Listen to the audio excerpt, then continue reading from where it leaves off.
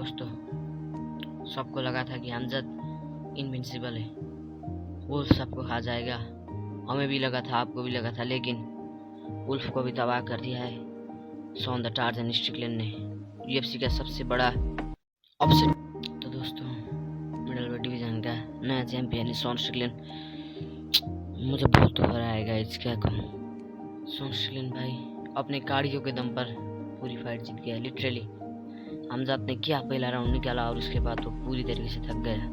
हमजाद जी में अब यहाँ पर एक ही रीजन से फाइट आ रहा है, वो है कार्डियो। और वो कार्डियो पे इफेक्ट कर रहा था वो 21 केजी ब्रूटल वेट कट। मुझे लगता नहीं कि हमजाद मिडल वेट में और फाइट कर सकता है, उसे लाइट वेट में ही जाना चाहिए। वो परफॉर्मेंस वाइज तो वो तबाह कर देता शॉन स्ट्रिकलैंड को, लेकिन डिल्यूजनल नहीं होते और शॉन स्ट्रिकलैंड को इसका क्रेडिट देते हैं कि उसने डीप वाटर में लेके हमजाद को बीट कर दिया। बट नेक्स्ट पर हमजाद जी में क्या वो डन हो चुका है मिडल वेट से? क्या वो रीमैच करना चाहेगा शॉन स्ट्रिकलैंड से?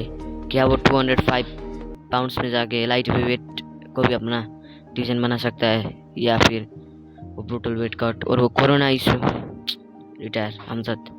मुझे नहीं लगता कि हमजाद को इतनी जल्दी रिटायर होना चाहिए।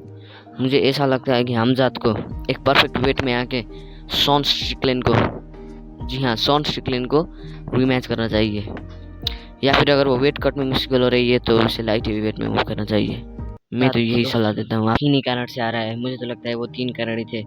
एक तो वो जीरो कार्डियो, उसके बाद वो ब्रूटल वेट का 21 केजी डाउन, और पास में उसे कोरोना वायरस भी हुआ था। और कोरोना वायरस आपको पता है ये लंग्स को डैमेज करता है, और लंग्स उसके बहुत ही कमज़ोर है, इसीलिए वो डीप वाटर्स में नहीं जा पाया और 5 राउंड की फाइट वो हार गया। हमने पिछली बार भी देखा है, पिछली कई बार देखा है कि हमजाद डीप वाटर्स में नहीं जा पाता, उसे अर्ली फिनिश चाहिए था, या अर्ली स्टॉम चाहिए होता है। जी हाँ दोस्तों, 3 ही कारण, कार्डियो, वेट कट, कोरोना का प्रभाव। आप जो भी कहो, कोरोना का प्रभाव तो पड़ा है हमजाद को। मतलब एक ऐसा डोमिनेंट फाइटर सिर्फ कार्डियो की वजह से इतनी, मतलब एक स्प्लिट लॉस था, लेकिन लॉस तो लॉस है। मुझे पता है कि हमजाद ने ट्रेनिंग में धोया है शॉन स्ट्रिकलैंड को, रैली निकाल दी है ट्रेनिंग में, लेकिन शॉन स्ट्रिकलैंड वो डीप वाटर्स, अगर उतना ही शॉन स्ट्रिकलैंड वो होता तो फिर फर्स्ट राउंड में जो स्टॉर्म लेके आया हमजाद, वो सर्वाइव नहीं कर पाया। लेकिन क्या ही कहें भाई, सेकंड राउंड के बाद तो हमजाद पूरी फटीग हो चुका था, उसके पास कुछ भी नहीं था, वो जानबूझ के पुल आउट भी कर चुका था। हमजाद मैं क्या कह सकता हूँ, शॉन स्ट्रिकलैंड ने बहुत ही बड़ा अपसेट पुल अप कर दिया है।